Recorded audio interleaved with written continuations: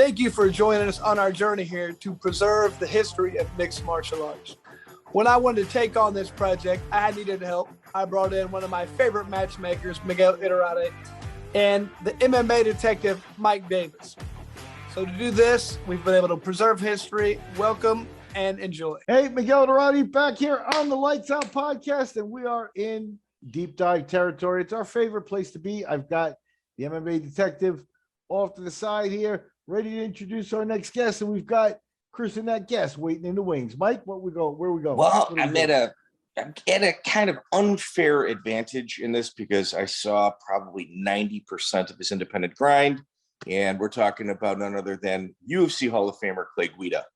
So Clay's actually got about 4 or 5 fights that are not on his record. He fought in South Dakota at like Sturgis. I think it was against Ash Bowman. That's not on his record. But, you know, we're doing a deep dive, independent grind. This is going to be super micro. Like, as dorky as we get in some of our interviews, this is probably going to go to an additional level. Yeah, you know, I knew Clay's brother better than I know Clay. So, you know, you're in for the little nuggets coming from Mike on this one. And I'm all for it. He also probably shared, you know, he's got to have shared cards with Chris going back, you know, in his UFC career and stuff. So I'm sure that I'm the odd man out here. You guys probably know him better than I do. But I like that. I like to sit back and watch. I'm a fan of the podcast, and I like to listen too. So, well, here's the thing with Clay. So here's the thing with Clay. Like, he was always incredibly social. He was always a monster ticket seller. But people really didn't take him serious. Like, he was always the B-side until it was like too late. Like, he had already passed him.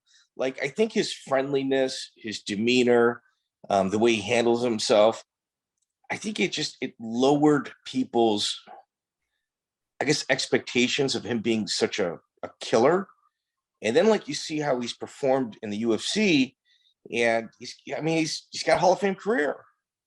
It's like his discipline, his want, his need, his understanding of the game was so little when we first met him. And like, he was a guy that introduced himself to the entire scene on his first fight.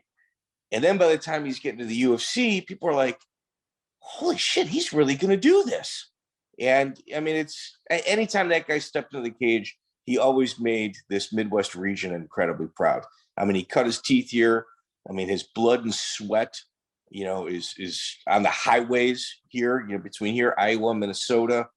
I mean, the guy put his time in. He put his time in, and, you know, he's the type that would never ask you to do something that he himself also, you know, hasn't done or would do. So I got a ton of respect for Clay Guida. All right, back once again, deep dive time. You know, that's our favorite thing, what we do best.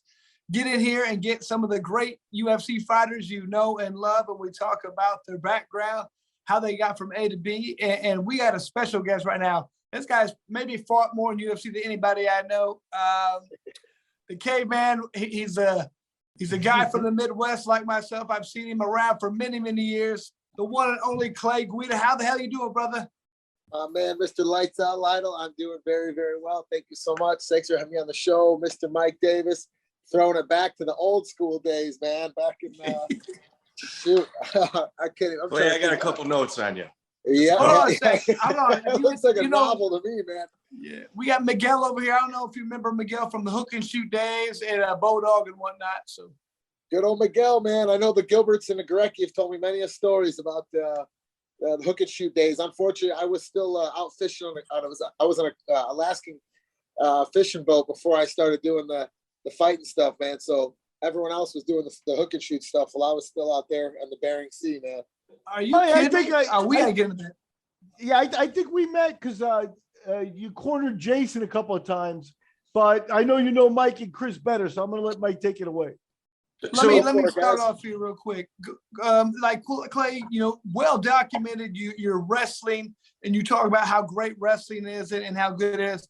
Was that your main sport? Was that the only thing you really did growing up, or were you an all-around athlete, football, baseball, basketball, and you just stuck with wrestling, or how did that go? Well, let me correct you there first. I don't talk about how good my wrestling is because my No. my wrestling's not very good. I'm very. I don't talk about how good it is. You talk about how good wrestling is, not how good yours is. How good gotcha. it's a great sport. Is what you talk about. That's what I meant to say. Yeah. Wrestling has been the catalyst in my mixed martial arts career. It's the reason, I found success early on in my MMA career, and it propelled me into the UFC, into Strikeforce, the WEC, all those other organizations. But it's also done so much for me. As a student, business owner, family, just things like that too. People like that have wrestled, I think, can attest to that as well. It teaches, there's so many different things, lessons in life, discipline, commitment, holding yourself accountable. How do you treat others? And so it was one of my first sports. Actually, soccer was my first sport. Then I started playing baseball, and I thought I was going to be Ryan Sandberg from the Cubs playing second base. My favorite baseball player of all time, but go ahead. That makes two of us, man. Same here, dude. So I got a funny story for you later if we get back to baseball and the Cubs and the World Series and stuff like that about Ryan Sandberg. But and I was like, man, I was playing all-star teams, traveling teams, stuff like that. I love baseball. I love diving around the field, getting in there, and I played all the positions, man.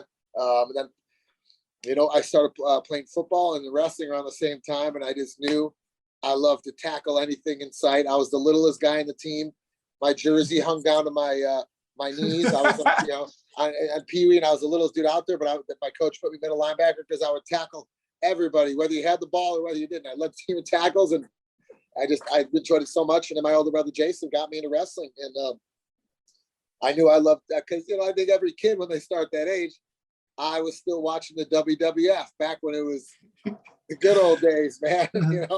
Andre the Giant, Hulk Hogan, Macho Man Randy Savage, Hacksaw Jim Duggan, Ravishing Reed, the badass dudes, man, Roddy Piper. So when I went to intramural practice at Johnsburg Junior High, I was expecting there to be, where's the chairs? Where's the chairs at? Exactly. Turnbuckles. I was like, oh, this is great. I'm going to fly off the turnbuckles and do a Jimmy Superfly Snuka. And we get in the gymnasium. I'm like, hey, Mom, hey, Dad, hey, Jay, where's the ring, dude? They're like, yeah, we figured if we told you it was like that, it wasn't going to be there, you wouldn't show up, man. And then I got out on the mat, and we were so poor growing up. I'm sorry, we weren't like super poor, but we were very low middle class, and I didn't have wrestling shoes yet. It was my first time, so I was wearing my little Reeboks or whatever. High tops. I was wearing high tops out of the mat, and didn't know any better. Once they let me, unleash and grab the kid next to me, I took him, I threw him down. I thought I was going to get in trouble. I didn't know the rules. I thought I was going to get grounded or in trouble by the coaches or, spanked or something like that. And the coach is like, no, yeah, that's good. You did a good job. I was like, wait. I could beat kids up and not get in trouble for it. Sign me up. I'm in. Well, I remember when I first went, I think I was in 6th grade, and I was talking to my buddies, they give me to wrestle, and I was like, I kept thinking the same thing, like, you mean if you pin them, you just hit them at once? They got hit 1, 2.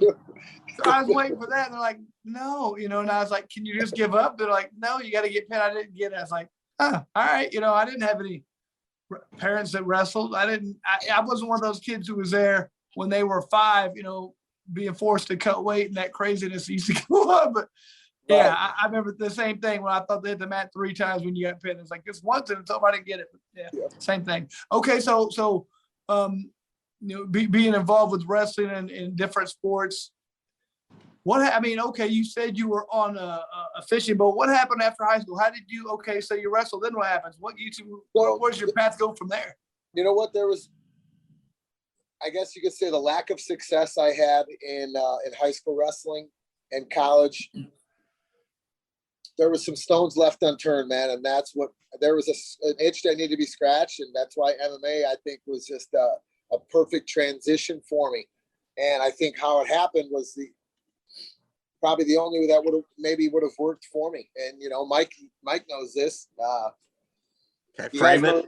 Can I frame it? Clay, let me frame this. Yeah, let me frame this. This is unbelievable. So Adrian Serrano is fighting Jason Guida, and it got canceled. It got rained out, And then the rematch comes. And this kid shows up. Like, Clay is a really social guy. And that's not something new that comes with Clay Guida because he's on TV or whatnot. He's always been this way. So we show up at a bar, July 26, 2003. Bob Long, Phil Johns are the promoters. And they tell everybody the cops come. Don't tell them we're the promoters. Everyone's going to leave together. So there was a guy in the car named Andrew Copenhaver, who was 7-4, and his opponent no-showed, and Clay's drinking. Clay? Yep. You nailed it. So it was my brother's pro debut, and Adrian Serrano was in UFC 8 or UFC 12 or something like that, and so we were all, we're like, hey, we got to go support Big J. I just got off the fishing boat in Alaska. I was in the Bering Sea for 6 months. I did 2 3-month contracts. So I was like, and before that, I was wrestling at Harper Junior College in Palatine, just outside of Chicago. So I was full of piss and vinegar. I'm like, this is going to be great. We're going to go watch Big J smash this dude. We had 3 carloads of people. My dad and his buddies were in a car, and then a bunch of my buddies were 2 carloads. And we're driving through the middle of nowhere, Ottawa, Illinois. Like, I'm talking nothing but cornfields, and we're cruising. We're kind of thinking maybe we're missed a turn or something. We're on a country road, and then all of a sudden you see corn as far as I can see, and then you see this big billboard as we're getting closer. Before you know it, it's a marquee, and then on the marquee you see flashing lights around the perimeter of it. And we pull in, it says the Silver Slipper Saloon. So you guys can only imagine what kind of venue we were at, man. Fine establishment. Yeah. It all started at a strip club, man. So me and my buddies are all high-fiving. We're like, oh, this is great. This is going to be awesome. Fights and lap dances. This is awesome, dude. So we pull in the gravel parking lot, jump out, we finish our beers, we pay our admission fee. My buddy sent me a ticket stub from it like a couple years ago, the Silverback Classic. It was like $12 for admission fee. And seriously, dude, it was great, man. So we walk in, and then honestly, I don't even know if Phil Johns had a microphone. I think he pulled out a megaphone, and whoever was the guy, he goes, yeah, well, we need a fill-in fighter. One of our guys one of our fighters fell out anywhere from, I don't know, 155 to 175 pounds. You guys think you got the balls and guts to do it? Come on up to this front table up here, and we'll get you signed up. So I finished my beer, gave my ticket stub back to my buddy Brian Thornton. I'm like, I'm doing this. And they're like, fucking A right you are, dude. And so I walk right up to the table, the front desk. I didn't say anything to my brother, my dad, nothing. I go right up there. I'm like, hey, how you doing? They're like, how you doing, young man? What's your name? I'm like, I'm Clay. I heard the announcement. They're like, all right, cool.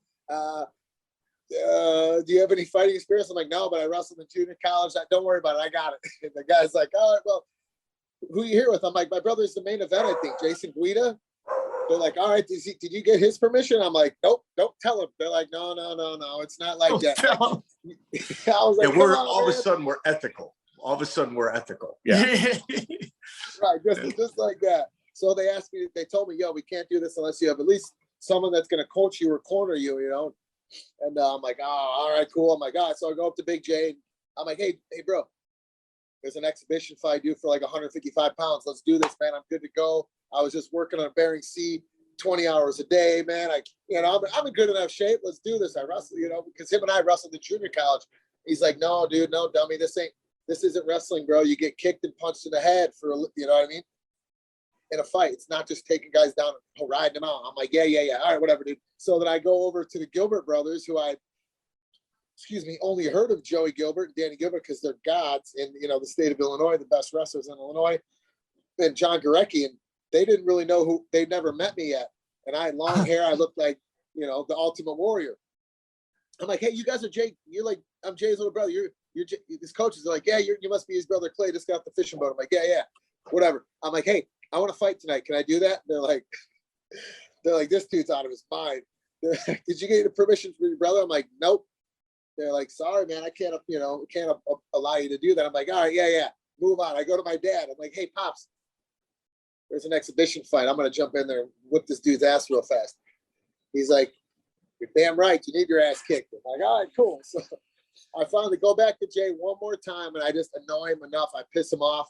He's like, all right, dude, whatever, man. You're going to do it anyway. So he signs me up.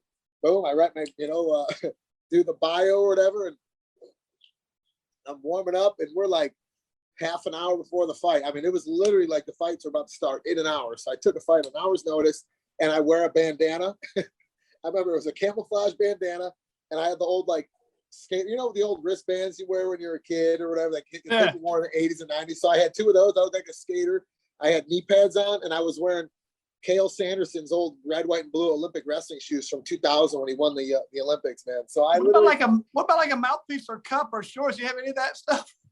Of course not, man. I think I ended up, someone gave me, I used maybe like Tommy Lee's or something. Someone's just like, here, dude, try this. I don't want it back when you're done with it, It was just whatever they had laying around, they gave me, bro.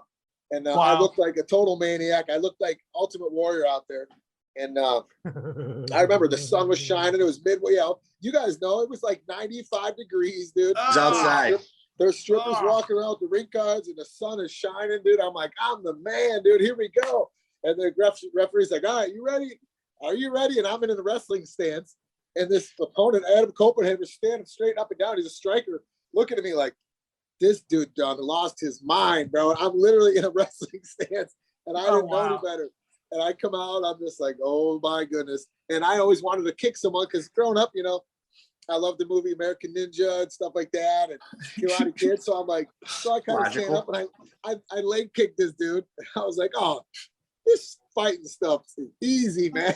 So I shoot down, I take the guy down, he gets up, and Diego Sanchez kicks me right in the mouth, dude. Oh, I was like, this time I didn't fall, but I was like, oh my God. I thought he knocked my teeth out. My mouth went numb. And I was literally, all I thought about was, Jay was right. You do get kicked and punched in the head here, dude. I was like, oh, shit. So you had that good mouthpiece too, man. That sucks. Exactly. It saved me, dude. So then I did like a lame front kick, and then I double legged him, took him down, and he swept me. And, I didn't know, what that was. And so I'm on all fours, and I'm in the corner of Joey Gilbert, Danny Gilbert, my brother, John Guerrero, and Tommy Lee. There's like 5 of them, which, sanctioned fight. They're like, go to your back. I'm like, never. No, this is wrestling. Sorry, someone just tried to call. I'm like, no, dude, we don't do that wrestling. I'm like, what is going on? The next thing you know, the dude jumps on my back, wraps up my neck, and, chokes me out. I didn't know. It was just like, I get up. I was like, damn, it was great. Jay jumped in the ring, it starts laughing, and he's got a cold beer in his hand, or, hasn't opened it, puts it on my face. He's like, good job, dummy. Maybe now you'll listen up and you'll come to practice, So it was kind of one of those. It happened by accident, but I think it all happened kind of on purpose in the grand scheme of things, And then same kind of similar thing happened in 2004 at the XFO1, one that Jeff Curran and Monty Cox were promoting. So let me frame this, Clay. Yep. So March 14, 2004, XFO1, Team Wolfpack out of Muncie, Indiana, has got baby boy Adam Bass. Yep. And you're finally representing Gilbert Grappling in Team Hell House. Oh boy, here we go. So my brother calls me in the morning, and he's supposed to fight that night. And calls me super. He's like, "Hey, what are you doing?" I'm like, just getting up, man. What's up? He's like, I'm like, we're getting ready. I'm like, it's fight night for you, dude. He's like, cool. He's like, we just found out there's some kid fell out. You want to fight tonight? I'm like, fuck yeah, dude. He's like, all right. Hold on. Have you been training at this point? Are you training now or not really? Nope. Still not. Okay, go ahead. Still haven't gone back and done it yet. I was working construction. I was working residential, part-time stuff, or full-time building houses, man. And carpentry. Oh yeah, exactly. Okay. Exactly, dude. Yep, framing houses, laying wood, man. And he told me, I'm like, all right, what's this dude do? Blah, blah, blah. He's like, oh, he's a decent wrestler from Menendez, so he's tough, as you know, and he's got some hands. He's I think he was a amateur boxer, But Jay's like, he told me, he's young, he's not a good wrestler. We'll take him down, ground and pound, beat his ass. I'm like, all right, cool. So I told my buddies, I'm like, yo, we're fighting tonight. My buddies are sleeping on the floor. We were out drinking all night or whatever. They're like, what? I'm like, don't tell anything. I don't want it to get back to my mom and dad because I don't want them to get pissed and tell, I'm still young, man. I was 24. And I was living with them. And, I was still living under their roof. I'm like, don't tell anyone because we had a huge crew coming out to watch Big J. I'm like, all right, we got to go out. Let's get a healthy breakfast. So we go to Burger King. We breakfast. Breakfast of champions. Yeah. Exactly, dude. Got my little my Walmart plastic bag and got my fight shorts, found a pair of shorts in my drawer, snuck in the house, and hey mom, I'll see you guys at Jay's fight. Gotta go. I didn't want to be anywhere near my parents, dude, because I knew they would find out that I was fighting. And then that was it. We were messaging all our buddies, hey, we're fighting tonight, but don't let it get back to mom and pop's Guida. Just don't say nothing. And then my mom, she was kind of calling me, hey, how's Jay doing? This, that. How's he? I'm like, he's good. I was just kind of real short with her, and I talk to him like pretty much every day. And I'm like, gotta go. Jay's warming up, whatever. So then finally I'm back in the locker room with the Gilbert boys and Jay. And here we go. I'm like, I was on the undercard, obviously, and I was one of the first ones. And we come out, and this place is Lake Geneva, Wisconsin, and it's packed, man. It's a wedding. It's a huge banquet hall at the Abbey Resort, and it is riled up. Oh, dude, I didn't even know. Yeah, Jens Palver was doing a guest appearance, and at the time, I wasn't real familiar with UFC yet. He's in the crowd talking like the way this before the fight started, and I'm like, said to my buddy, I'm like, who's that little guy? My buddy's like, bro, it's the original lightweight UFC champion. Like, so what? They're like, oh my gosh, bro. Robbie Lawler was behind me. He was up at the table. He was signing autographs. They were selling like the full contact fight wear gear. Matt Hughes is in the house. So, who's your referee? Out the names on those little shows, dude. And I knew who Matt Hughes was, obviously. I didn't know who Jens Palver and really who Robbie Lawler was at first. But anyway, Matt Hughes was the referee. Yeah, fast forward. So then I walk out, the door's open, and I'm walking out, my bro, and the Gilbert's in the back, and the place is just up for grabs, man. I jump in the ring, and I look, and who's sitting in the front row? My mom's looking at me. Steam was coming out of her ears, dude. She was like, what the fuck? She's like, she gives me one of these. She's like, I knew it. And she's there with her best friend. I just told her, like, it's all good. I'm like, Mom, don't worry. I'll be back. I'll be back in a minute. But I mean, on the plus side for this fight, you weren't drinking before. No, I wasn't drinking this time. So that's good. Progress. Yeah. So anyway, we come out there, and he's got the proper boxing stance. You probably seen this dude fight back in the day. Stocky little badass dude, man. He was good. Good boxer. I know those guys. I know those guys. You guys might have trained together, man. Nah, but we fought against those people. Yeah. Okay, yeah, and he looked the part, man. And same thing, I was in the wrestling stance pretty much. Didn't know what I was doing, but I was like, yo, I got to get a takedown quick on this dude. I missed it. He peppered me up. He blooded up my nose real quick. He hit me with a nice little 3-4 piece combo, boxing style. And I'm like, all right, boom, took him down. We went through the ropes for a second. We go like onto the announcer's table. I pull him back in. Matt Hughes stands us back up. Wait a minute. Wait, Clay. On the announcer's table, you also threw a punch. Oh, I think I did it land? That's what. Yes, that's what's important. Yeah. Protect yourself at all times. It doesn't say if you're in the ring or not. You know what I mean? So exactly. Okay. So yeah, Matt Hughes like basically grabs us by our freaking fight shorts, throws us back in there, stands us up. Same thing. Went in there, took him down, got us back, choked him out, and I did like a flip into the cage off of the top rope, dude. So I got the wrestling, WWF wrestling part out of me, man. And from that, it was just, man, we never looked back. That was it. That was like, I knew I got that college wrestling rush again, dude. I got that itch inside. I was like, that's it. And I literally started driving down. Me and my brother would drive to 2 hours in traffic to Gilbert Grappling 4 or 5 days a week, man, from way, way, way northern Illinois, almost Wisconsin border, down to the south suburbs of Chicago, man. And that's just how it was. We didn't know any better except to go train with the best, baddest dudes. And we were Joey Gilbert. Go ahead. Did you guys ever think about heading up to Dave Strasser? Kenosha sounded like it'd been a lot closer. Or Jeff Curran? A lot closer, man. Yeah, Mike knows. It was just one of those things. And, because I asked Jay, I'm like, what about, Jeff Curran, like Crystal Lake's 20 minutes away, stuff like that. But it was just, we were so adamant about wrestling, and we were so adamant about working out with Joey Gilbert, Tommy Lee, Jay Buck, man, Mike, and you know these guys better than I did. I was just like, Jay, these they're good. I'm just saying that's a long drive. Like there's good guys everywhere now, but that wasn't the case. We didn't know. Yep, exactly. The list goes on and on and on, man. It was just, and you know what? For me and Jay, it was part of it because we were Jay was in the union. He was a union mason or union bricklayer or whatever, and I was just getting into. I was still, working non-union, but my uncle was in the Chicago Carpenters Union, so he got me into the union as an apprentice. So it was like that was it, man. That was our regiment. Get up at 4:30, be out the door or whatever.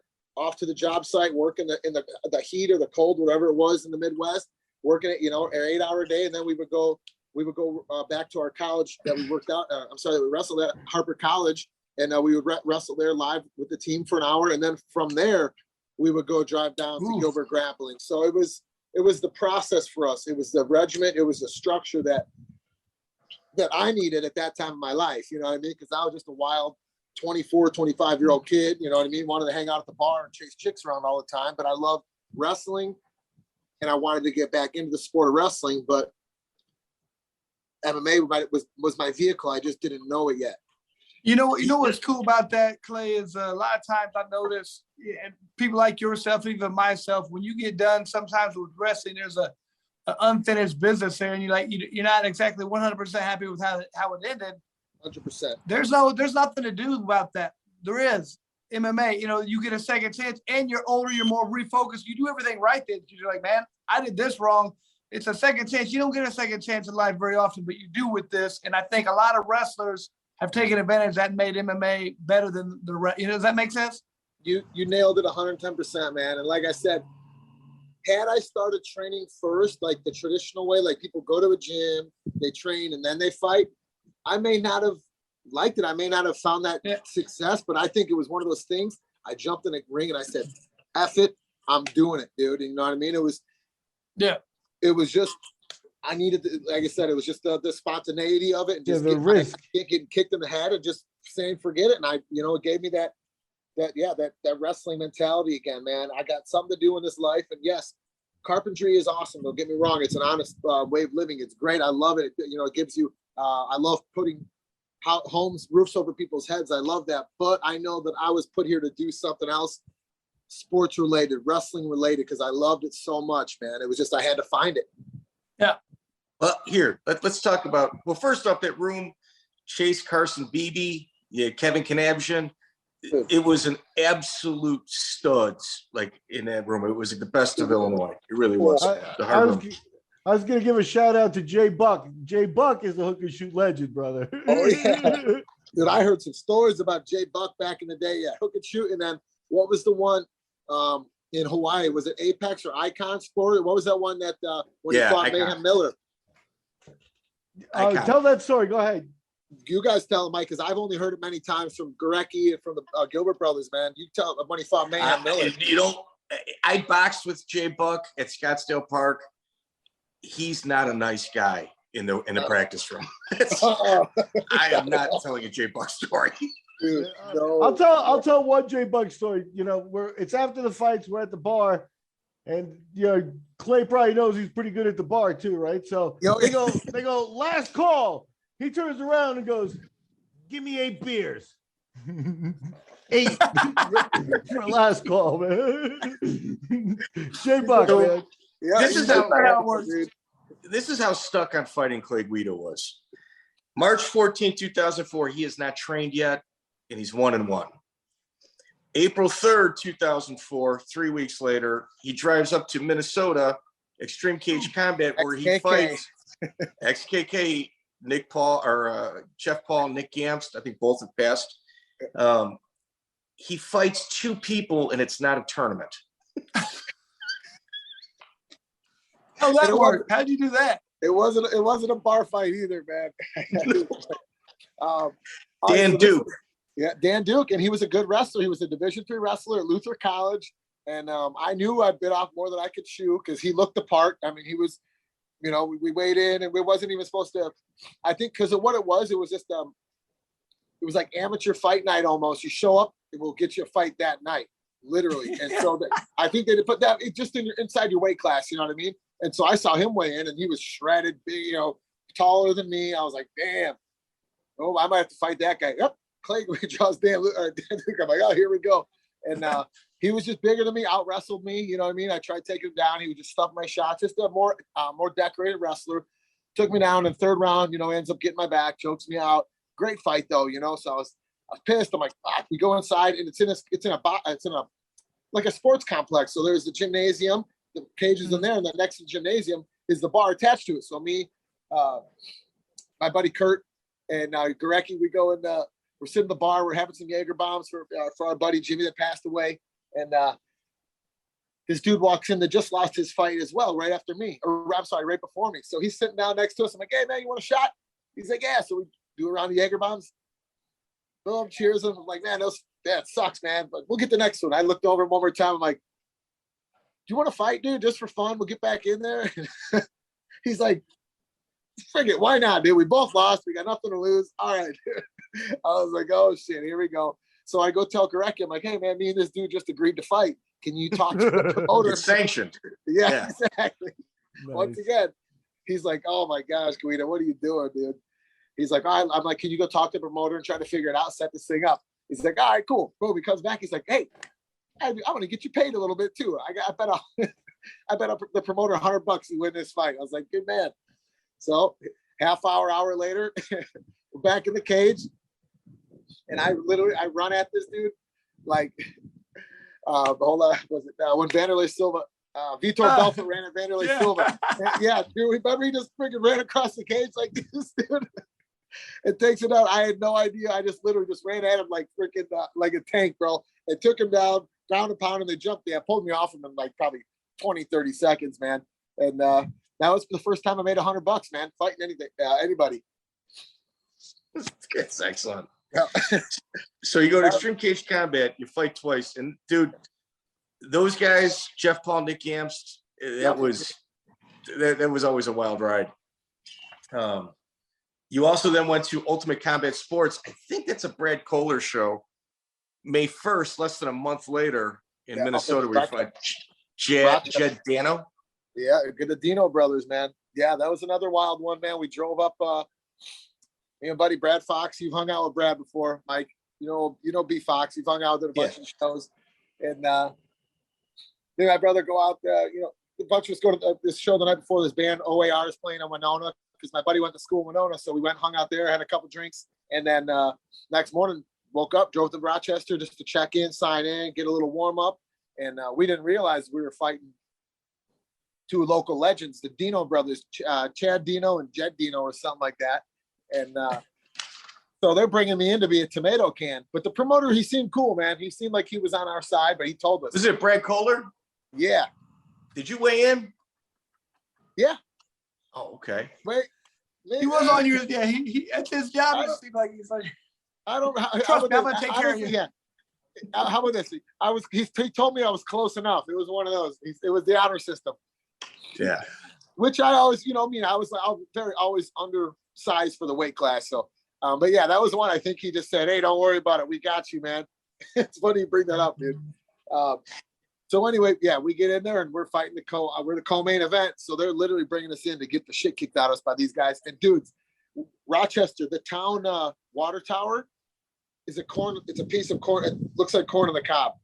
I'm like, oh my goodness. And we're fighting the venue. The venue, it's we're in like a huge meat market or a huge, like a carnival where they keep the cows and stuff like that. Oh, okay. Like a county fair. Yeah. We were literally on the Rochester County Fair campground. Yeah, fairgrounds, and we were fighting in a huge like cow meat market type place, dude. I'm like, oh, this is some real hillbilly shit, dude. I love it. And same thing. This dude was my opponent, all shredded up, looked the part. And I went out there in my, my little $5 shorts from the Walmart rack. And this dude just started ragdolling me, throwing me all over the cage. And, I mean, just bouncing me off the fence. He's kneeing me, he's like really fucking, he's kneeing me like in the thighs, in the ass when he's got me in the clinch. He's doing like the Randy Couture to me, man, just making it miserable. And finally, second round, I get him. We just get in this scramble, and I catch his head like this, like in a schoolyard choke, man. And bulldog I got him choke. Like, you got bulldog choke, man. And I got his head like under my body, and his legs are like this way, and I'm right next to Jay. Big Jay's cornered me. He's like, bro, just squeeze. I can see him. His head's turning purple. He's like, squeeze, dude. Jay's like, I'm like 2 feet from Jay. I'm ready to pop this dude's head off like a freaking dandelion, dude. Because I know he had me banged up, man. And finally, I feel he like taps me on the hip or something. And dude gets up and he's over it. And the whole crowd is going like, they're booing, they're throwing stuff in the cage, dude. I'm like, oh boy. And so the referee comes in and he goes, holy smokes. Oh, Clay Guida, what do you got to say? And I'm like, I grabbed the microphone out of his hand, dude. I'm like, Jed Deno just went from the hometown hero to the hometown zero. And I dropped the mic, dude. And I walk towards the cage. And everyone just goes silent. They're like, oh my God. And then they start going bananas, dude. It's a freaking melee, dude. And Jay, my brother, just shakes his head. He's like, we got to go, dude. We got to get out of here. There's something great about going in and silencing the crowd, man. When you beat somebody in their hometown, it's just like you can hear a pin drop and there's like 3 people cheering for. That's my favorite of all time. It really was. So we go meet the promoter. He takes us in the back and he was super cool. He's like, dude, awesome fight. He's like, my suggestion to you, take the $75 and you guys should probably hit the road, man, because this crowd is pissed off of you guys. I was like, dude, thank you, man. It was good. I call it vending machine money back then. Me and my brother, we would just go we would take our winnings. We would go right to the vending machine in the little motel they put us up at, dude. So, I mean, just a caveat to that story. Jed actually ended his career at 15-3. Like, he was a stud. I know. He was on a tear after that, dude. He had a great career, man. Yeah. So, XFO2, Clay has issues turning down fights. Are you training at this time, Clay? Oh yeah. So by this time it was full on, man. I was working full time and I was training down at Gilbert's, man. That's all we did, dude. I was at that point, Mike, I was hooked on fighting. I didn't give a shit. And I wanted to fight. I was starting to learn about the UFC. I was like, all right, we got to fast track ourselves to this UFC stuff, man. This is the whole thing, right? Shit. I got to fight every month or whatever. Every 2. I'm going to fight when the phone rings. It's Garecki with a fight. I knew it. So he fights Gabe Lemley, and Clay, I think you still may have been drinking pre-fight at this time. That would I might have. And you know what? I'm pretty sure I punched him out of bounds too, or when because I remember I took him down through the ropes. And this one, I know I was swinging haymakers outside of the ropes, dude. And man, Gabe got that was your move. That was it. The haymaker, dude. The hacksaw Jim Duggan haymaker.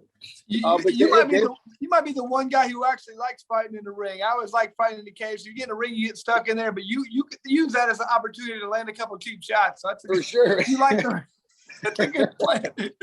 The guy's probably relaxed. Okay, so a couple more shots. It happens. So yeah, man, Lemley, it was one of it's your first time you got on Bart. Yeah, it did. He was slick, and he just kept. I was taking him down, ground. I'm like, I got this. But you know what? The whole time he was doing, he was setting me up, and I didn't realize it, man. He got me good. I almost popped my shit, dude. I was like, oh man. And, you know, my high school football coaches were there, so I was like, we had another big crowd, and I invited personally, and a lot of coaches that haven't had a big influence in my life, and. You know what? It's I took my mouth guard and I whipped it in the crowd, and I felt like an idiot because I'm not, I'm always about sportsmanship and stuff like that. My coaches were there, and my coach told me afterwards, he's like, that's not cool, man. He's like, we don't care what happens in there. He's like, keep it cool. You know what I mean? Because that's. But Clay, just as well. I don't think anybody can understand the emotional element of being in a fight.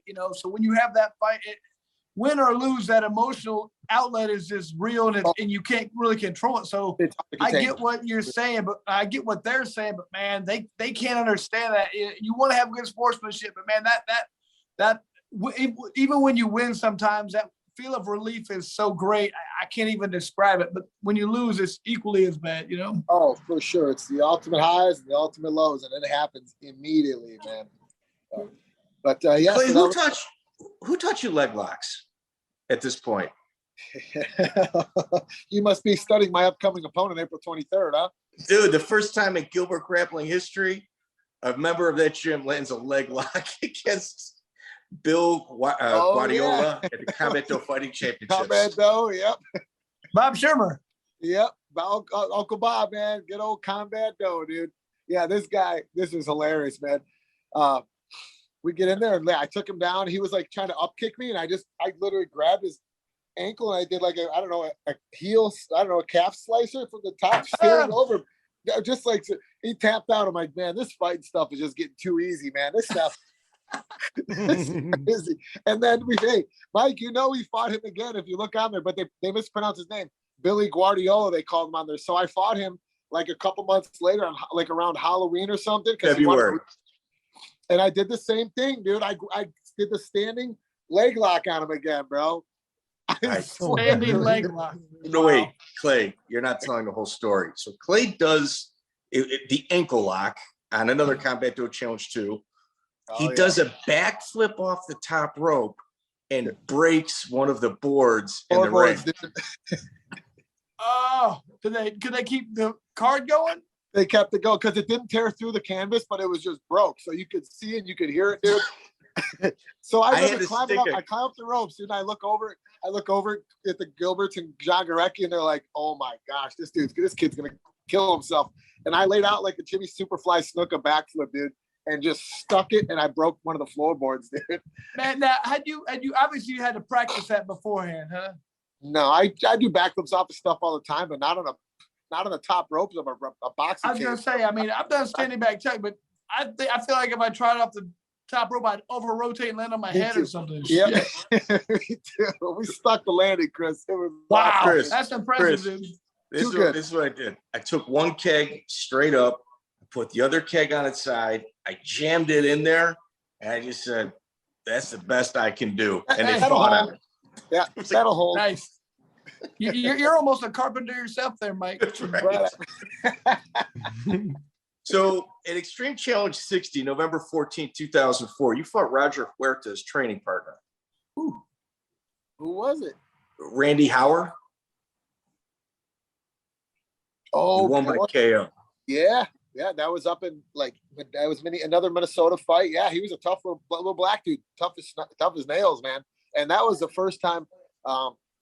So me, my brother, and Brad Fox, he was like, he's our best buddy. He would drive us to all these fights, man. So we got lost. I never heard of Medina, Minnesota, or Edina, Minnesota. So we're driving, and Monty Cox is like, "Where are you?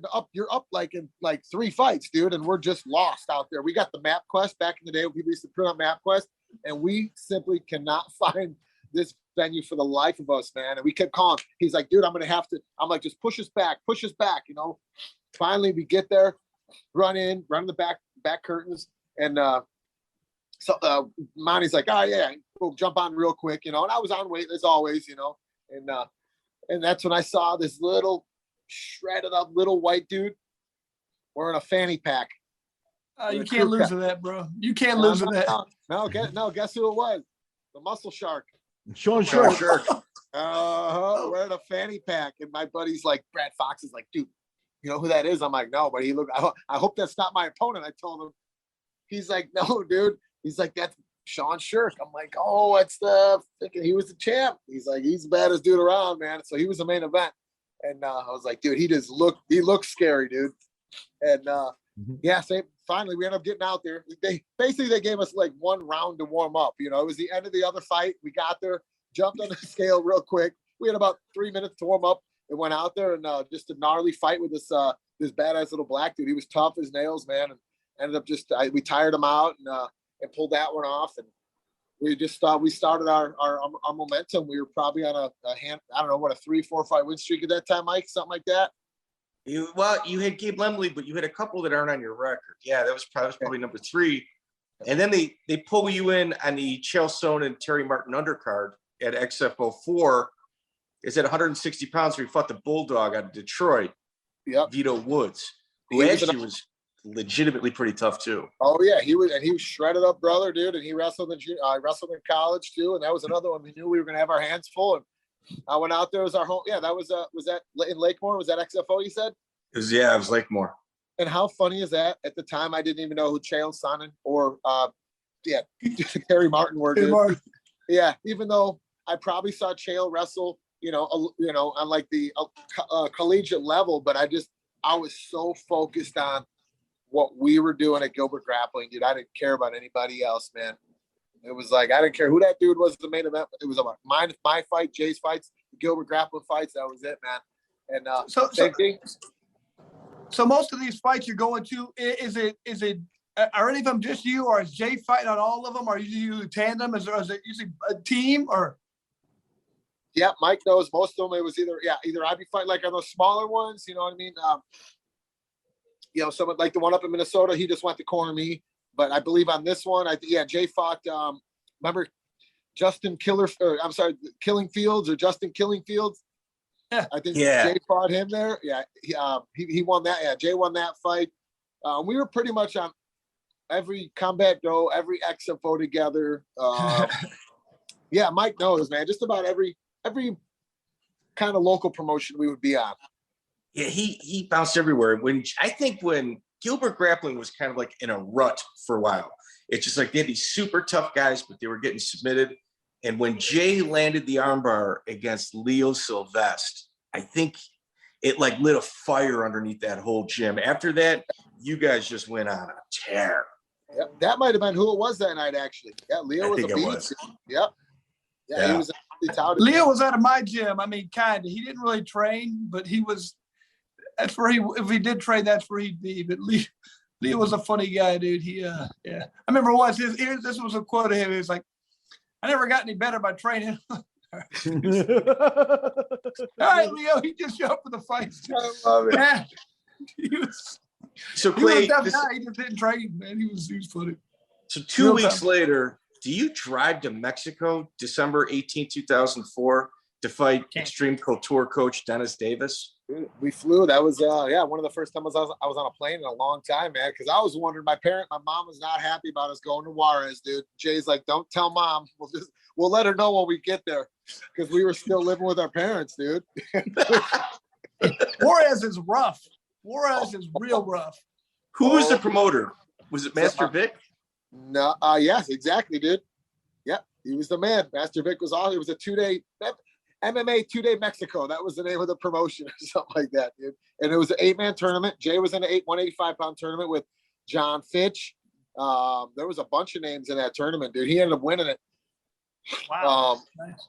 Yeah, Jeremy Williams, RIP, man. Alex, dude, that was in the WC. There was a bunch of studs in that tournament, dude. And Mike Seal, I think was in it. Mike Seal. And then Jay, my brother fought his name was the Naked Man. Diego something. He was an attorney in Mexico.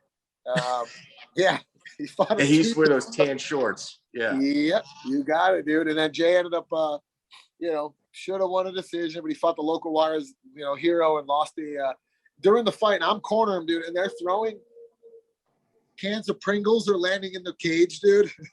Batteries, packs of gum, like it was freaking insanity, dude. Those people, they are very, very passionate about their fighters, man. Man, you almost have to lose those fights just because they might kill you otherwise, dude. Oh, for sure, dude. Yeah, Rico Rodriguez, that was the first time I met Tito Ortiz. He was at the weigh-ins with us. Big Mike Van Arsdale. I mean, they put together a hell of a card, man. It was 2 days of fights. It was awesome. Wow. And, so Master Vic, did you guys get paid? Did he fly you back to your departing city? Yeah. Yep. So I was still an amateur at the time, but he took care of us, and we got a plane home. But yeah, that was, how about this? To this day, that was probably my first and only real knockout in as many fights. Yeah. So nice. Dennis Davis, was pretty highly touted. He was a stud. He was a sport fight champ, and he trained with Extreme Couture, Couture's gym or whatever. And it was just one of those. He came in, he shot on me, and I just threw a knee that landed right in the button. Oh, and he just fell face first, and the ref didn't jump in, so I grabbed a guillotine really quick. He was just laying there face first. I was just like, "Oh, I'm gonna choke him out too." And the ref pulled me off him, but he was out cold, dude. And, that's a good feeling when you hit somebody or something, they go out. It's like, oh, shit. I didn't know I could do that. We've been buddies ever since, man. Believe it or not. But yeah, that was like, I think my first only real actual knockout, man. Pretty wild. 55 fights. Yeah, he was 8-2 at the time, and they brought Clay good in. Win. Yeah, they brought Clay in as a B-side. I think I was a can. Yeah. They found out the hard way. Yeah, I think he's coaching at Extreme Couture now. Oh yeah, he's one of the head guys over there. He's doing a great job. Wow. He coaches a bunch of top guys and girls. You kind of go on a tear at this point. Like you beat Brandon Adamson at the next XFO, you take out Alex Carter at the next Combat Doe, and then you join May 20th, 2005, a 4-man tournament, dude, with a guy that doesn't get enough recognition. Your first opponent is Chris Mad Dog Mickle. Two of them. Yep. That's the guy that Jeremy Stevens had like a trilogy with. He beat him twice, but Chris Mickle is no chump. Tough as nails, dude. So here's a funny story. Leading up to that one, just got done working all day. It's hot out, summer. I'm walking into Harper College where we wrestled at to have our workout with the college team. My phone rings, and I had just fought. If you look, I fought the Saturday before that against. Yeah, Combat Doe. Yeah, exactly. So I fought on Saturday, and it's a Wednesday. And Garecki calls me. He's like, "Hey, what's up, man? I'm like, I'm good. I'm just walking to practice right now." He's like, "Cool. Want to fight on Friday?" I'm like, "Yep." He's like, "All right, here's the deal. It's Indiana. You got to drive yourself. I'm sorry, it's in Des Moines, Iowa. Here's the deal, though. Since it's short notice, you get a 5-pound allowance, or 5 or 10 pound allowance, something like that, and you get to pick your opponent." I'm like, "Done." And he's like, "All right, we're getting into the big bucks now. You're gonna make some money." I'm like, "All right, what are we talking?" He's like, 300 show and 300 to win the tournament. I was like, "Holy smokes, I'm gonna be huge. rich." It's all. What am I gonna do with all this money? Together, dude. I'm gonna have to get an investor guy, a tax. Yeah, guy. I have to start paying a CPA. You buy tires for your car. Dude, And now, exactly, Clay, man. real quick, how much weight were you having to cut at this point to make weight? It was easy for me, man. I would walk around at 160, so it was literally 62. So it was literally it was a 1 or 2 workouts. So I wasn't even cutting weight. So it was no big deal. That's why I was like, "Oh, we're doing this for sure." So me and my buddy and Jay, we drive to Des Moines on a Friday. We show up for the weigh-ins. Everyone else is 170 pounds. I'm the lightest guy there, and they don't let me pick my opponent, dude. So everything the promoter said, didn't happen. They put me up against the hometown hero, and his nickname on the paper was Chris MF and Mickle. Chris MF and Mickle. I'm sure you can tell what that means. And it was like, man, Rocky, he was a local dude, and we had to fight first. And Alonzo Martínez was on the card, who was in UFC. Alonzo was tough for a while, dude. Yeah, exactly. So he was on the other side of the card. Anyway, me and Mickle go out there, and I just go into wrestling mode, take him down over and over, just stomp, just ground and pounding the piss out of him. And this dude would not tap. His head's bouncing off of the cage, and I'm looking at the ref, dude, like, this dude's not even coherent. But Mickle's got that crazy, badass, just white trailer trash sparkle in his eye, dude. And he's grinning, dude. I'm like, this dude's out of there. He's got to be on some sort of fucking meth or something, dude. And I was just PCP. I kept taking him down, just spiking him, taking him down, ground upon him. I'm like, dude, this kid is. So anyway, ours goes the full distance, man. And Clay, he's on a 12-fight win streak. Yeah, and I didn't know who he was, except I knew he was tough as wow. hell. So once again, they brought me in to be a tomato can, and we got the decision.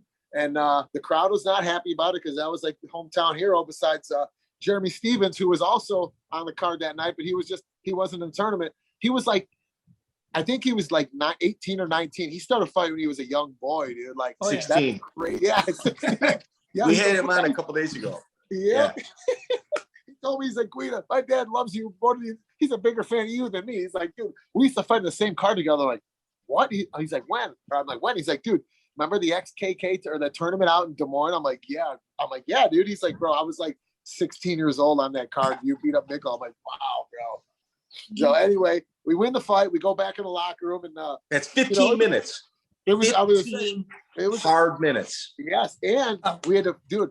They gave us like 45 minutes. Then we had to be up again, dude. So I'm just drinking water, relaxing. The Charlie horse is like, the soreness is starting to kick in a little bit. I'm like, holy smokes, this is gonna be wild, dude. And boom, we go out there, and Alonzo Martínez is, I mean, he's towering over me, dude. You know, he's Clay, let's not forget, he knocked his opponent out in under a minute. Oh, wow. So he knocks out Joe Maben in under a minute.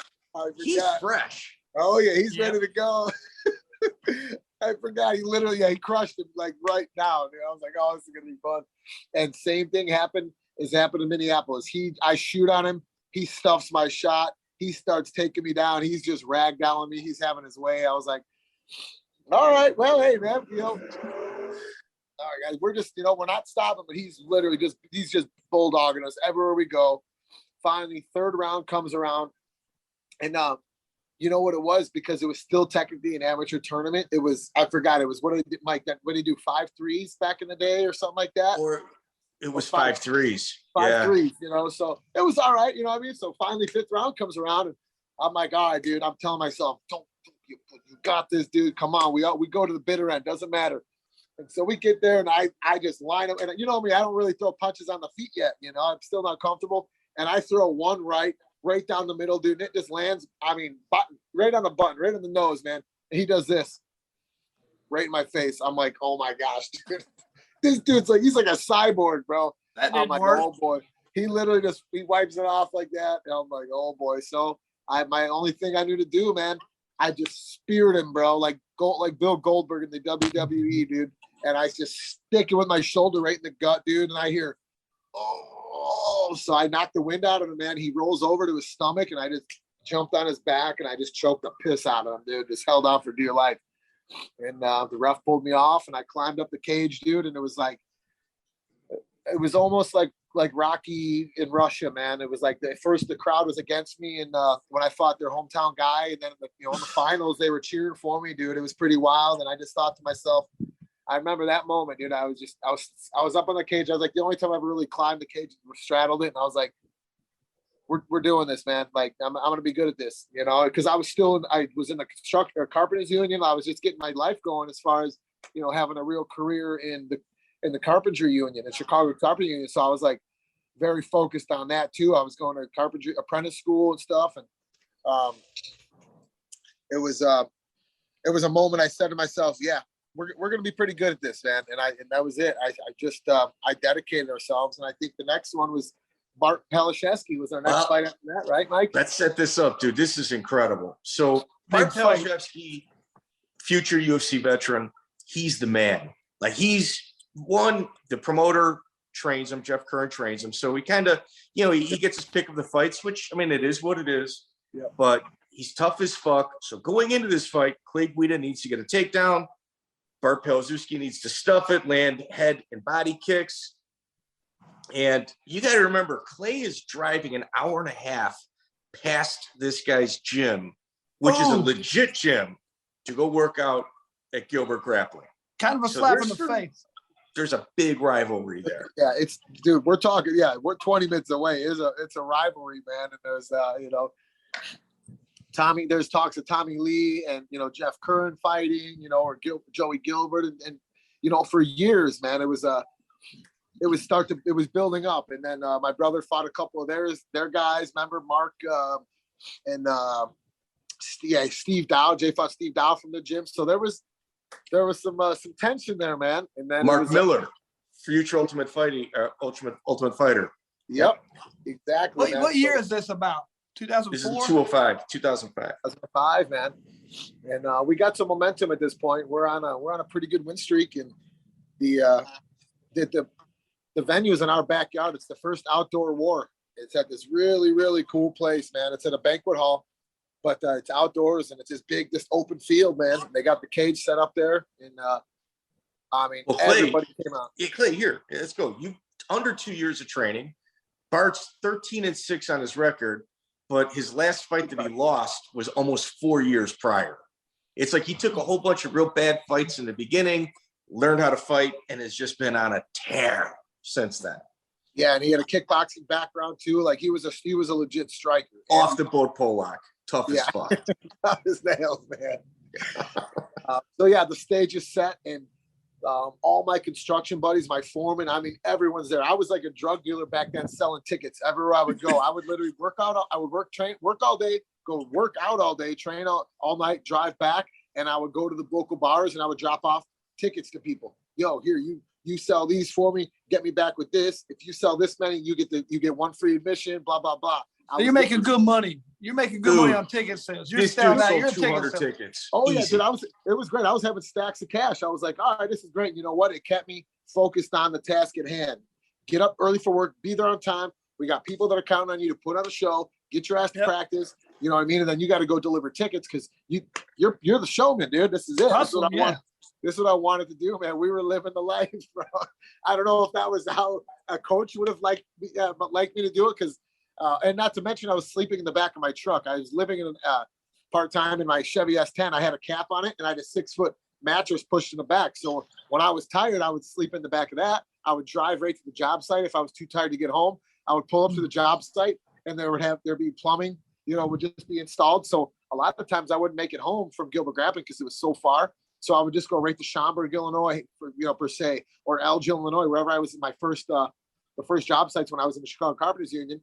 So then I would get up early at 6 a.m. before the neighbors would get up and they wouldn't see me. I'd walk out my underwear and I would shower in the spigot real quick, man. I would just, I always have a bar. Like a homeless guy.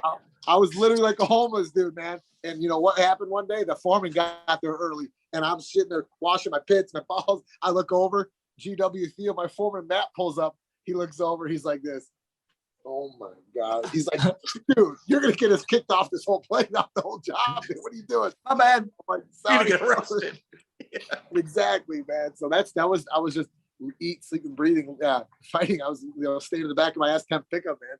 And anyway, back to the fight, and we're like, I think we're the co-main event because Jeff Curran was the main event, and yeah, dude, we went out there, and I tell you what, we're just moving around, and Bart's got the, he's got the kickboxing stance, and I'm still very, very hesitant. I still hadn't thrown my hands yet, and I wasn't going to learn to throw my hands against Bart Palaziewski, dude. Just wasn't the right time. And he does a freaking, spinning roundhouse above my head. I did like the old turtle head, dude, and just boop, holy smokes. And dude, and I shoot a double leg on him, and he throws a knee, dude. And I don't even know if anyone knows or he knows, but dude, he clipped me, bro, and I went into another dimension, bro. And luckily, I just ran him into the corner of the fence. I just held him there until I could get my bearings back. I was just like, whoa, where am I? And I had his legs and just kind of started working my way up, and then got into the wrestling mode. And next thing you know, he's got a Kimura. I mean, my arm is back. Like it looks like it's about to pop. And then I do one of these where it like comes forward, and he looks at me. He's like, this dude's like Rubber Man, bro. And we're just going at it. And every time he would get up, he would throw some wild kick. Oh, dude, I forgot. He landed about 6 or 8 leg kicks on me. And I'd never been leg kicked before, like really good. And not by a guy. Dude, everyone keeps calling me. Sorry, guys. My phone keeps blowing up. You're good. Yeah, and I never really been kicked hard or by a guy that knows how to throw a kick, and he kept kicking me in the same spot because I'm leaving. And so it's like, they're starting to hurt now, man. You know what I mean? And it's to get late in the fight. And I brush it off. And it's a close fight because you got the rivalry. We don't know who's going to get it. I've got the crowd is nuts. The crowd is crazy. It was bananas. There was fights in the crowd. Yeah, my buddies were getting fights. Team Guida ain't backing down, bro. They are alive. Exactly. And finally, it's amazing how much those fights meet you. Even looking back, like that was the biggest thing in the world. You know what I mean? I don't even know if UFC fights can compare to like how you feel at those points. That's like the biggest rivalry in the world. You know what I mean? The best, man. Absolutely. You said, dude. Then they raised their hand. We got the nod. My buddy George. They walked me off like Rudy and in movie Rudy, dude, in the crowd. I'm like, put me down, guys. They're like, no. And I forgot about that one too. I climbed the cage, and this is the first time I climbed the cage, and I did a gnarly backflip. Mario was there. Here, say hi, my buddy Mario. Thought the Bart fight. He was there. What's happening, bud? Very good fight, Island Lake. Yeah, he knows. Two of my best buddies. He was there. He probably sold 50 to 100 tickets to his family and friends. They came out for it, man. Back in the good old days, selling tickets at bars, bowling alley parking lots. it was the fight of Illinois. The biggest fight in Illinois at the time. Dude, not only was it the biggest fight in Illinois, like that region, everybody was talking about it. Like if the Bears were in a Super Bowl, as much conversation that would take place with that game was taking place with this fight. It was the biggest fight for sure in the entire Midwest. Yeah, it was a big deal for us, for our gym, for the sport, you know, I mean, for the promotion. Bragging rights at the time. Oh, yeah. Really, he was a good athlete. Clay was a great athlete. It was I was like, it's our buddy. I was telling him, George, a buddy of ours, George Barrett, carried me off, on his shoulders. It was hilarious, man. It was awesome. We had an after party with my brothers, and then the next morning, I woke up at some chick's house. And I fall. I wanted to get out of bed to go pee. I couldn't. I fell out of bed, dude, because of the leg, dude, all the leg kicks. And I fell, and I was like, oh my goodness. I was like holding my leg, like, I don't know if I can walk, dude. This is brutal, dude. Like, and it was just like, I was like handicapped, like limping around. This girl's trying to find my clothes and get out of there. And I tell you what, honestly, Randy Couture was, I read one of his books years ago, and he talked about Pedro Izzo kicking him in the leg when they fought so many times that years later he would have sharp pains. And months later, it took a while for it to heal. I'm telling you, Chris, months later, I would get shooting pains in the same spot. So I don't know if it's like, just delayed after-pressure contusions, but I remember vividly reading Randy Couture say that for years after that, he would get just shooting pains in his legs for a long, long time. You see, my key to making sure that never happened to me was I tried not to develop any leg muscle. You know what I mean? So it's hard to get that cramp. I took that approach for my whole body, Chris. So. Yeah. Like one thing that you're known for is just your intense pace and your ability not to get tired. Do you attribute that just to your work ethic or just a genetic gift? Or, I mean, man, you just don't. I don't know. I mean, I trained my ass off and I got tired. I don't understand how you don't. You seem like you do. Do you do a line of coke before? What happens? What's the real story? Coke. It's funny you ask that because we get asked that question all the time by fans, by coaches. By fans. By, kids that I coach. People from all over, and I can. The best I can come up with is it's a combination of a few things.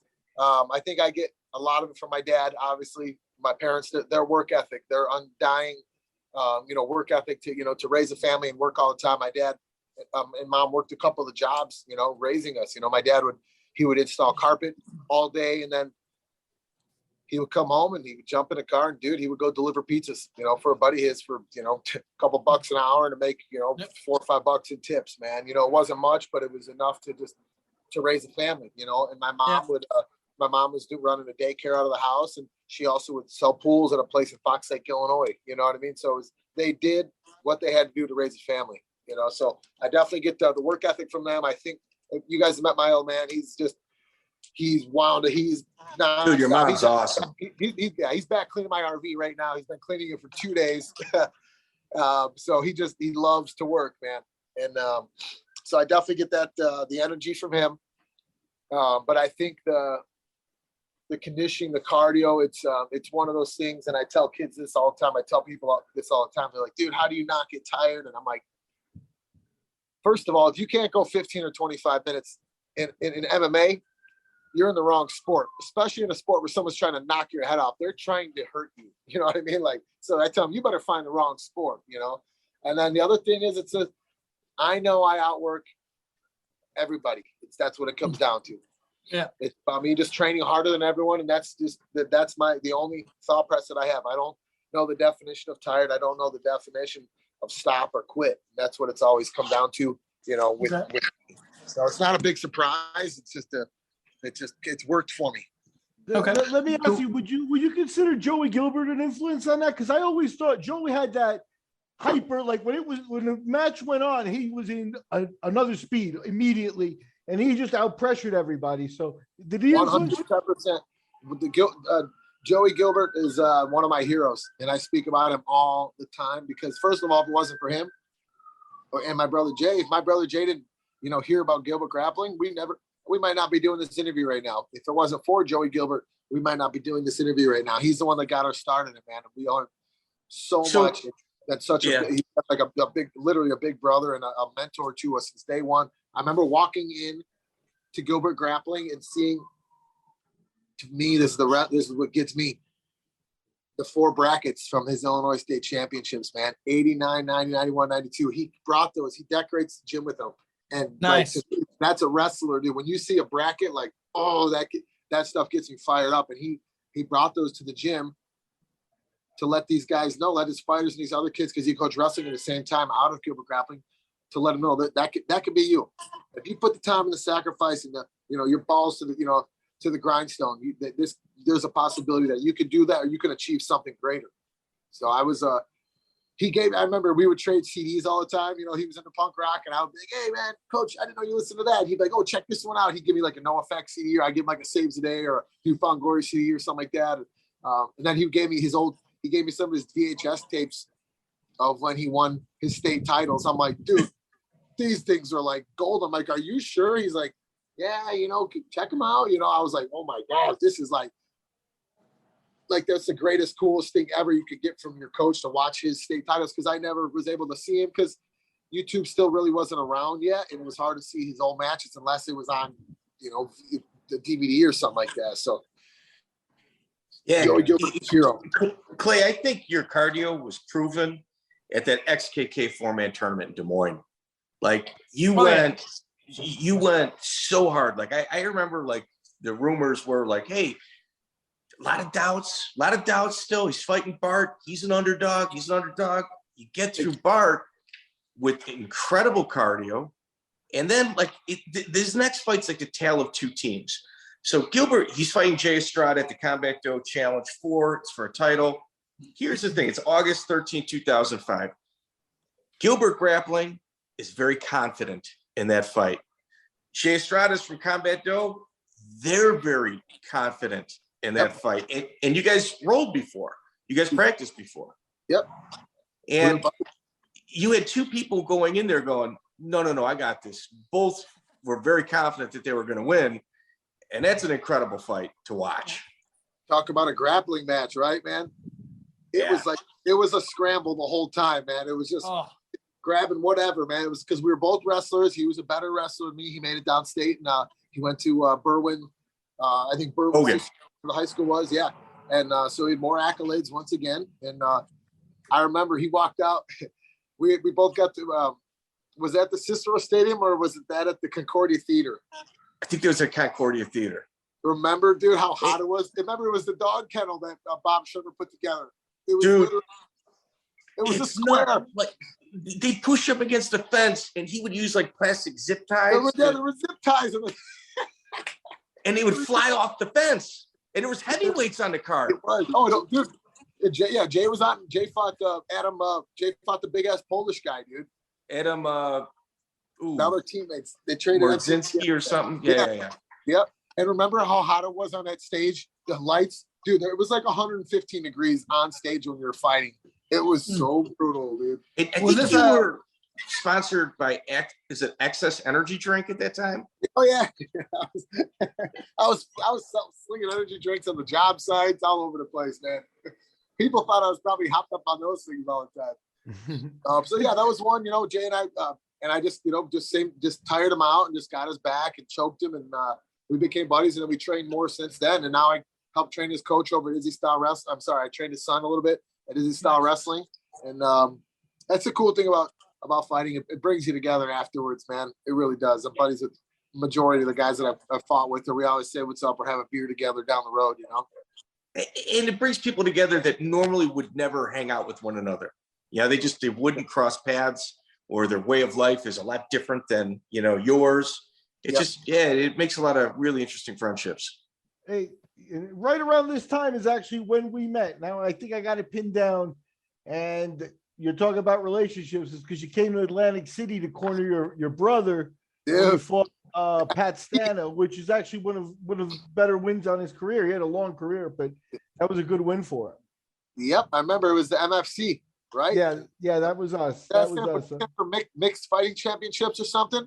Yeah, we were fooling around with names. I think it was called Euphoria also. Euphoria, yeah, I remember, dude. I said that was when I first heard of Eddie Alvarez, yeah. Eddie Alvarez, Kurt Pellegrino, Hermes Franca, Yves Edwards, all those guys were, dude, that was an awesome promotion, dude. That place was sold out at the Taj Mahal, and it was packed, dude. That was a great event, dude. That was a lot of fun. Yeah. You know what? Amazingly, then the fans will be amazed. Clay was kind of quiet that weekend. I don't know what happened. Hey, I was pumped when Jay got his first knockout, man. I flew off the handle out there in the ring, dude. It was great, dude. That's cool. That was a lot of fun, man. So Clay, Hey, right around this time also, like Shoney Carter was the referee for Jay Estrada. Yep. And do you think the XFO has your best interest at stake at this point, or do you think they're trying to line you up some killers?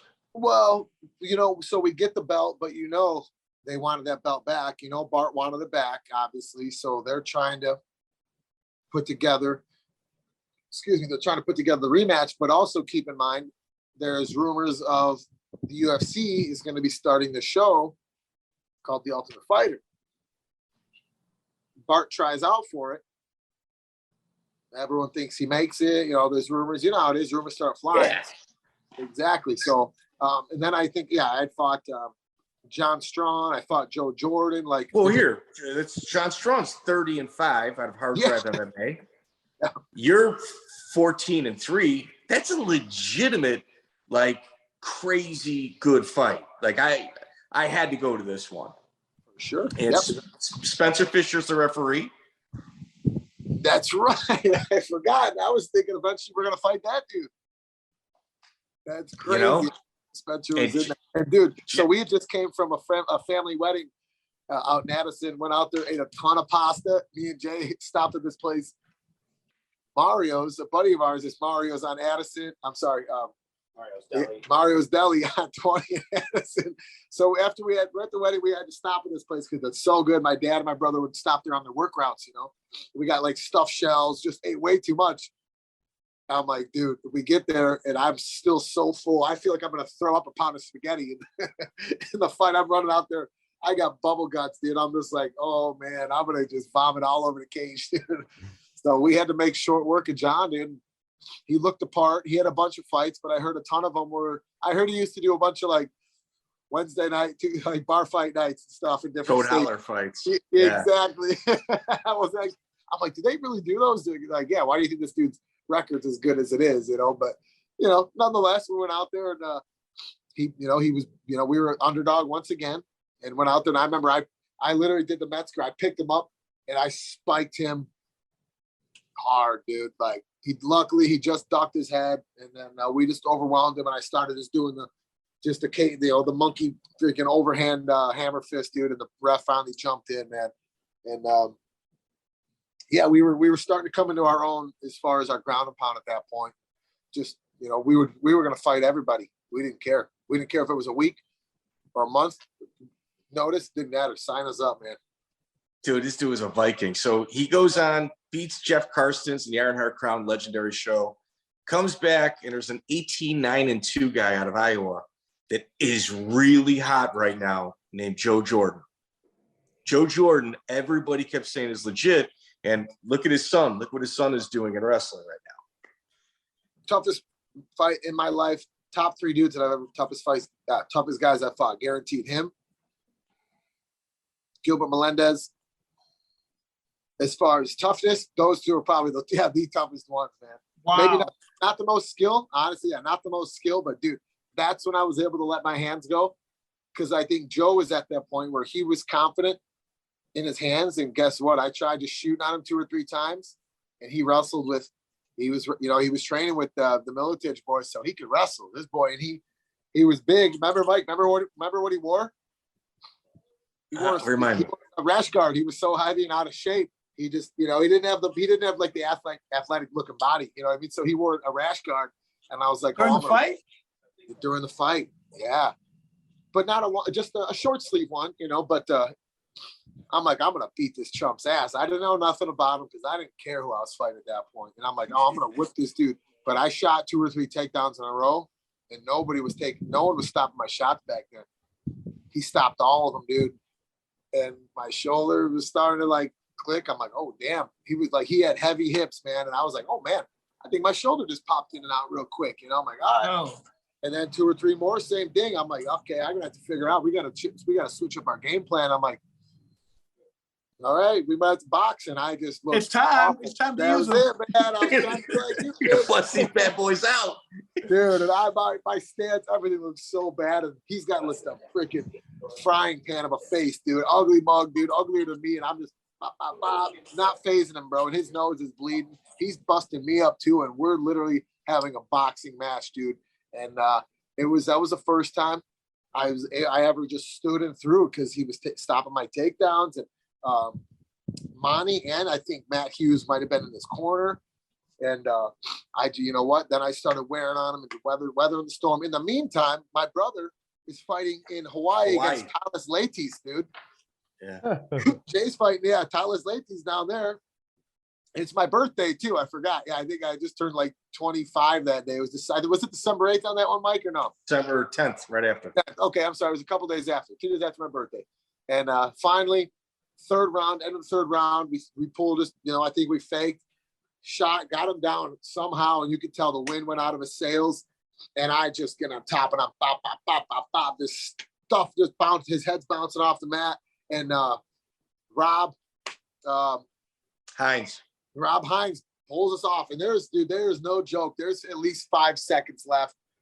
And he waves it off, TKO. And then Monty ends up calling it a decision, and Danny Gilbert lost it, and he just comes unglued. He's like, that was a freaking TKO. That's bullshit. I'm like, Coach, don't worry about it. It's a win. We won a decision. He's like, no, a TKO is way better. I'm like, whatever, dude. But yeah, it should have been a TKO. But I tell you what, dude, my fingers were like this for like a couple days after that. Chris, I didn't know punching people hurt, dude. My hands were sore, dude, for a while, man. It's got a freaking cinder block for a head, dude. Yeah, that's the problem. You hit somebody with a hard head, it works really well when you knock them out. It's awesome. But when they got a hard head, you're like, man, there's nothing worse than hitting somebody as hard as you can and not knocking them out. I'm like, I don't. That really hurts your confidence. I don't know what to do. I thought I could hit hard. You're like, man, I'm a little bitch. I don't know what to do, man. I've had that happen before. It's frustrating. Right. So yeah, that was a good one for us because that kind of got me believing in myself that all right, we got some work to do. That just told me, man, we got to start developing the rest of our skill set, the rest of our game, man. Otherwise, we're going to be in big trouble in this sport. So, but dude, you're in a 15-fight win streak right now. Like, dude, this guy went from drinking before fights to headlining to beating every single fight that I've said he's the underdog in. Like, he's the consummate underdog that just pushes through, and it's like he doesn't realize he's the underdog. It's only what other people are saying. Like, it's an incredible mindset. Yep. And I think the same can be said for how, our career has gone since then. It's just, we didn't care. You know what I mean? We proved, not that we were going out of our way to prove people wrong on purpose. It was just one of those, I didn't care who was standing in front of me, man. If it was Godzilla, if it was, King Kong Bundy, I didn't care. We knew that we have a skill set. We know that we have the tenacity to wear anybody out and find a way on top. So we'll fight. Well, hell, your last fight, brother. I mean, I remember watching that one, and I was like, as soon as it started, I was like, oh no, say it ain't so. It was not going well the first 2 minutes, but then after that, I was like looking up, and then by then I was like, this is over, man. I mean, he blew his wide, you had him, but I was like, oh shit, dude. At first, I was scared, man. I was not liking it. Like, one of my few guys I still like to watch. Thank you, Chris. I'm glad you guys noticed it, man, because it was not going well there for a while, dude. I'm like, this is not how our 40th birthday and our big fight. My parents were in the crowd. The UFC. Yeah. My parents, my best buddy, some tickets, and it was my parents' 45th anniversary. So that was a surprise to them. You know what I mean? And it was like, this isn't supposed to happen like this. Damn it! And I'm like literally suffering. You know how it is when you get hit in the when you get the wind knocked out of you. There's nothing you can do. You are paralyzed. You can't do anything with that time. The only thing, only you wait. Exactly. Yeah, you got to weather that storm till you can get going. Yep, and that's what I kept telling myself, man. I'm like, okay, I've been here before. All I thought of was a Diego Sanchez fight, but during the Diego Sanchez fight, I was on Wonderland. I was literally blacked out, probably. You know what I mean? So I'm like, all right. I was talking myself through this. I'm like, oh man, it looked like Kind of like Bart Palaziewski.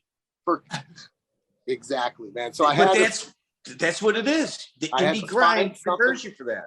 Yep, I had to find something to take my mind off it. And the cool thing was my back was to my coaches, so I could hear them. I hear Coach Danny Castillo last call. He's like, Guida, he's getting tired. And Jay's like, he's getting tired. I'm thinking they're just saying that to make me feel better. You know what I mean? Because he was done.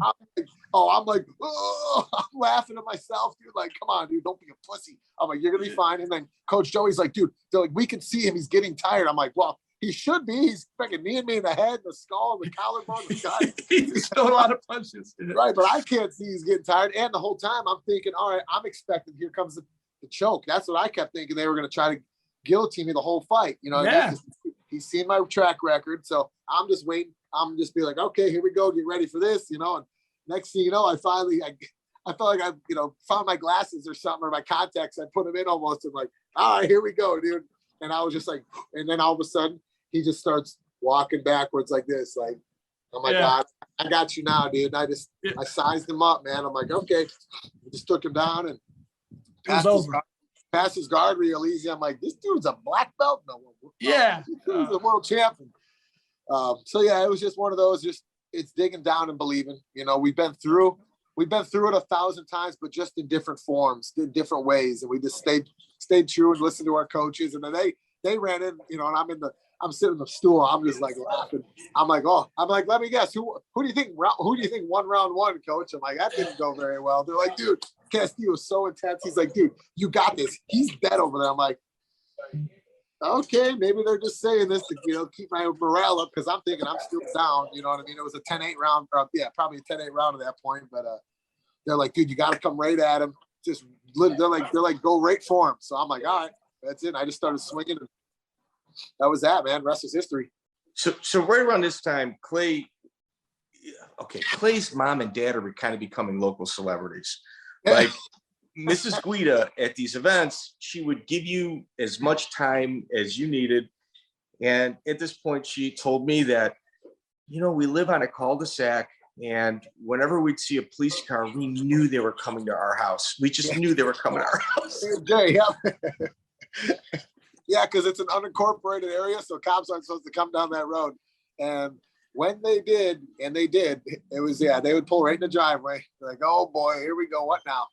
She's just like, this fighting, we knew he was going to do something. We're just glad, this is keeping him safe. Right, we're glad it kept the cops out of the driveway. So you also lost a friend right around this time in a car accident. Yep, 16 years ago now, man. Seems like yesterday. December. Yeah, Christmas Eve, 2005, man. Jimmy Haynes. Yeah. And he was one of our buddies that would be in all the fights. You met him before, and he was more. Yeah, he was just a funny, wild, badass dude. He would do double backflips on skis. He would ride his Harley, his motorcycle to all the XFO fights. As a matter of fact, he flew off the night I was gonna fight Gabe Lemley, I believe. He was cruising down Route 12 on his Iron Horse chopper, and his seat flew off. And he lays his bike down, dude. He's just a tough ass dude. Lays his bike down, skids, I don't know, like freaking 50, 60 feet. He said, gets up, his pants got a hole in them, like just a giant hole. He runs back. He's like, son of a bitch. And he was fine because he's been a motorcycle, actually before. He goes and picks up his seat, goes and like straps it on somehow, gets up to the fights, and he's wearing the same pants. I'm like, Jimmy, what the fuck? What happened to your pants? He's like, I dumped the bike about, I don't know, 15, 20 miles back. Piece of shit, man. And he would get so amped up, man, at the fights. And my buddies would always tell me, Jimmy, he would get super nervous. He would just pace outside of the cage. What's he doing in there? When I would have just taken him down and rough him up, he'd get all just super nervous like a lady. You know what I mean? What the hell is he doing? Why does he just go and win the fight already? What's his problem? Man, why does he listen to his coaches? He would get so super, super worried, man. It was awesome to hear, stories of how passionate he was, because he was a fighter. He was the one that would get he would start brawls on soccer fields and he would always have we'd have keg parties, and Jimmy would get a bunch of fights at the keg parties. So he was like the wild man, but we got to kind of maybe carry the torch for him, I was supposed to be in that car with him too. I don't tell a whole lot of people that. We were supposed to go Christmas shopping that day. Pretty wild. Oh. So, yeah. So March 10th, 2006, February 17th, 2006, King of the cage. You fight a 6'3" Tristen Yunker. Yeah, that one. Who's on a tear. Yeah. That's a hard one. That was Yeah, hard for me to watch. Safe to say. I don't know what it was. I don't know if I just froze. You were supposed to win. I think that's what it was. Yeah, exactly. I think that was the first time I was maybe supposed to just go out there and fold this dude in half like a taco, man. And I don't know if I overlooked him, but he was another decorated Indiana wrestler. guy. Yeah, Indiana boy. And he shot right under me. And next thing you know, I'm like, oh my goodness, this dude's got my back, and he had a leg in, and he just like power hacked me and then choked me out in front of a big crowd at King of the Cage, man. And I remember that was a big show for us, and I failed to show up. Man, that fight in a way almost got me indirectly, almost had a chance to get me kicked out of the UFC somehow. So I'll explain. I remember. Were you on that card? No, that year I did the Ultimate Fighter. I had got my contract with everyone. I was on the Ultimate Fighter for the comeback. And afterwards, my buddy Keith Palmer wanted to put on a fight, and they wanted me to headline in Indy. And I was like, all right, I asked UFC if I could get out of my contract for one fight. And they go, yeah, just don't lose. If you lose, we're going to cut you. I was like, all right. So the opponent we looked at was Tristen Yunker, because I was like, I trained with him once or twice. I was like, yeah, I'm going to kill this guy. So, and the UFC goes, oh, no, we're not going to let you fight him. He beat Clay Guida. I was like, all right. So my guy said, I got a guy for you. He's like 11-5. We'll bring this guy in. I said, all right. So I go in there and I fight this guy. And I'm like, what the? It was Matt Brown, So I'm like, son of a bitch. It turned out to be a hell of a hard fight. You know what I mean? So if I had lost that against Matt Brown, I would have got cut. So I looked at him. I'm like, dude, you had me fight Matt Brown and you let me fight Tristen. Like, you guys don't know what you're really talking about. So I went in there with a very tough fight. And it could have been a much easier fight. I mean, Tristen, that was the claim to fame. He caught you in a move. You know what I mean? It is what it is. Clay, we're gonna do two more. We're going to do two more. We're only doing your pre-UFC career. Hey, and thanks for your time, brother. Really appreciate it. March 10th, wrap it up about 10 minutes anyway, fellas. 5 or 10. Cool. We're done. Strike Force, March 10th, 2006. Josh Thompson. Oh, dude. Yep, back in the saddle, man. I think, and you know what? I used the hiccup, if you'll call it. I used the Tristen Yunker as a learning lesson. I said, all right, man, guess what? It happens to the best of them. And you know what? I remember Danny Gilbert told me, man, nobody, and not that I was undefeated, but to me, I was on such a tear. I thought I was a little untouchable there for a while, and they said no one goes untouchable, no one goes invincible in the sport, no one goes undefeated. You know what I mean? And it was one of those. Same thing. We went in there. They brought me out, and I heard. So here, quick story about Josh Thompson. So my brother was fighting in WEC. A few months before that, he fought Vernon Tiger White.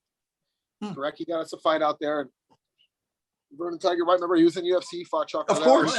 Oh, yeah. Lansdowne. Say you might have been on some of the same cards with him, Chris. He's old. Right? Chris is old. Anyway, so I was running around. I was in Lemoore, California, and I ran to a Walmart. I wanted to I had to grab a couple things. I had to, buy a hat. And it's kind of late, and we're in Lemoore. There's nobody around. So I go up to the register, and I see this, chiseled up dude. And I see this, cute little Asian. They're in front of me, and they, they're walking up the register, and I knew who it was. I knew who Josh was at the time because, I was looking at who was in the UFC, and I'm like, hey, man. Turns around. He's like, what's up? And I'm like, he's like, can I help you? I'm like, you're Josh, right? He's like, yep. I said, I'll be seeing you around. He goes, yeah, right. I'm sure you will, kid. Well, you want an autograph? Exactly, dude. And then fast forward however many months later, man. And there we are. They brought me in to be the tomato. We're back to the B side. Yep. Exactly. Another B side, dude. And same thing, man. I didn't know any better except just to take these dudes down. And he landed one of those knees too, like Bart did. I took it down right away. And I was like, blah, blah, blah, where am I? And held on and literally just over and over and over. I might have taken him down 10 times in the fight. And just, I cut him open in the first period, first round, and we just stayed on top of him the whole fight. And I don't know if you guys listened to the commentary, but Phil Baroni and the other commentators were just like, who is this guy? He doesn't stand a chance. I don't know if he's ready for this. And it was, they were against us the whole time. It was pretty comical, man. And before you know it, the whole crowd, remember, it was the largest mixed martial arts crowd in North America. It was like almost 17,000 people at the Shark Tank, the HP Pavilion in San Jose.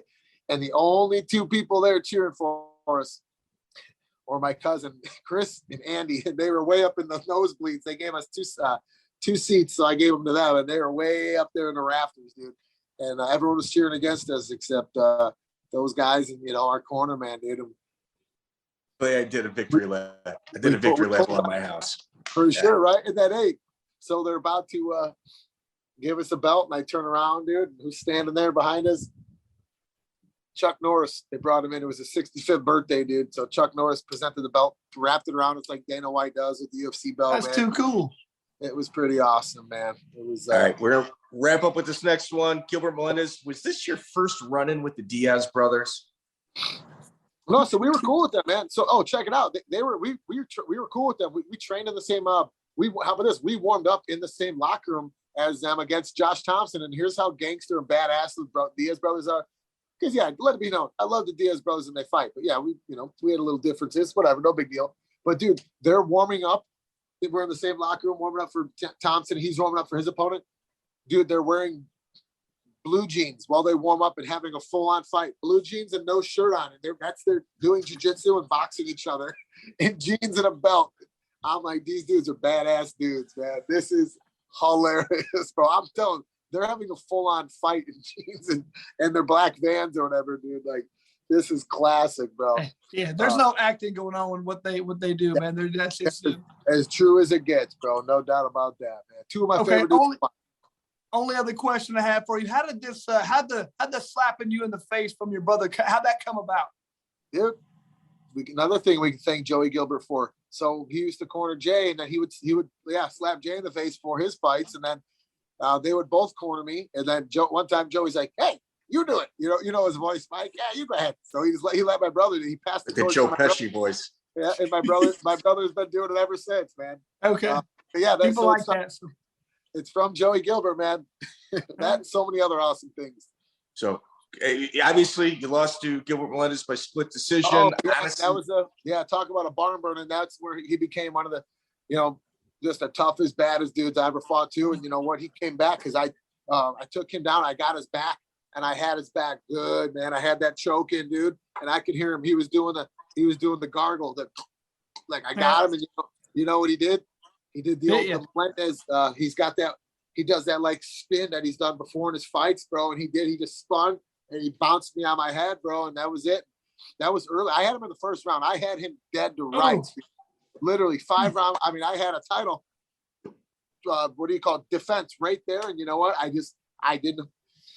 don't know if I didn't have a leg in, man, but he just stood up and spun me, bounced me, and then the fight was on, dude. And 5 rounds, he just beat me up, dude. Stopped my takedowns and beat me up on the feet. And that's where I think he started to gain his a lot of confidence in his hands. And then him and Josh Thompson had their trilogy, and they went back and forth and put on so many good fights. But I think Gilbert, for those good lessons too, to stick what I'm good at and not sit there and try to trade with someone that's I wasn't a striker, he wasn't a striker, but he kept stopping my takedowns. But yeah, Gil was a lot of fun to fight, man. That was a close one. Went through a split decision, and he got the nod. And from there, our careers just went straight to the top. You know what I mean? He fought for the belt. He had fight of the years. You know what I mean? It was pretty awesome to see someone that you share the cage with in another organization have so much success afterwards. That's awesome, Chris. I mean, hey, man, thank you so much for not only taking your time with us, all the good fights, and we'll keep watching you as long as you want to continue to do it. And I'll see you at some more events, man. I'm going to have 50 to Fight Club White members. Russian, my man. We're going to hang out. We got to go to Lebowski Fest when we get a chance sometime. I was going to say, we didn't get enough time to talk about the dudes, the Lebowski Fest, man. I know. Hey, how about this? Are you going to be a bare knuckle next week? Of course. My man, I was earlier today when we were texting. I was going to say, man, maybe we should have done the podcast on site next week because I'll be out there. Boy, Chad Mendes, man. Chad Money Mendes is making his debut, bro, and you guys are going to see absolute bananas in there. Chad is going to, he's going to show you what a superhuman athlete is all about, bro. I'm telling you, I think that bare knuckle is catered to an athlete like him, bro. And training with him, we're business partners now, and Gills and Thrills and Fins and Feathers. Before we were friends, then we were opponents, then we were teammates, now we're business partners. And to see friendship come full circle like that is so cool. And I'm so excited. I'm so pumped to see him back in action, dude. It's going to be something else, dude. I mean, and Knucklemania 2 is just like the best card of the year, probably. So I can't wait to watch. There's about 10 fights. I'm like, I want to see that one. I want to see that one. Oh, it's going to be good. I mean, the whole list goes on, man. It's going to be wild, man. But anyway, I can't wait to see you out there next week. Mama Pops Guida, say hi to you guys. I just talked to Big J earlier. I told him I was doing a podcast with Lights Out Light on Mike Davis, man. He says, what's up to you guys? He misses you, man. Cool, what's up? Guys, thank you so much. You guys get a chance, check out Gills and Thrills with Guida. Let's go do some fishing. Come for the gills. Stay for the thrills. There you go. Good, brother. Thanks, man. Thank you very much, brother. Clay Guida is in the books. Well, Miguel, obviously, I've shared a couple car rides with this guy. In your opinion, how was the interview? That was a lot of fun. He was really loose and from the get-go. Like, we didn't have to lube him up and, or get him warmed up telling stories and stuff because he was comfortable from the start. So I love it. And I like when I get to know a guy like that. He's, like I said, it's funny. I mentioned in the interview, it's like he cornered his brother at one of our shows. It was one of his brother's better wins in his career too. And I remember him being there, long-haired kid and stuff. And he's a wild guy, man. But that's the point, is he was completely quiet. He was completely reserved and quiet. Maybe he went off the rails, and I didn't notice it, but I didn't care. He didn't say a word to me. And I don't remember that. He's incredibly polite, but let's look at what he's doing right now. He's in California. He's got his brother there. He's got his mom there, his dad there. And then he's got a kid from high school that he hung out with that made an appearance in our interview. Like, you're looking at a guy that's incredibly loyal. I mean, granted, he had to go find another gym in order to get the proper workout partners, but he gives them all the praise in the world. Like, very few fighters in Clay's position continue to remember where they came from. And I've got a world of respect for the guy. Every time he comes to Chicago, everybody loves it when he comes into their restaurant or club because they know he's a good human being. And definitely a hell of an interview. Mike, you want to wrap up with your plug? Yeah, I got April 8th, south side of Chicago, 115 Bourbon Street. I've got April 16th, Abu Dhabi Jiu-Jitsu Pro in Orlando, Florida. And then in the following weekend, I am in Minnesota with Ignite FC. I'll be hosting all of those events. So please come see me south side of Chicago, Bourbon Street, Ignite FC MMA, April 8th, Abu Dhabi Jiu-Jitsu Pro, 16th. And then the weekend after, I'm in Minnesota.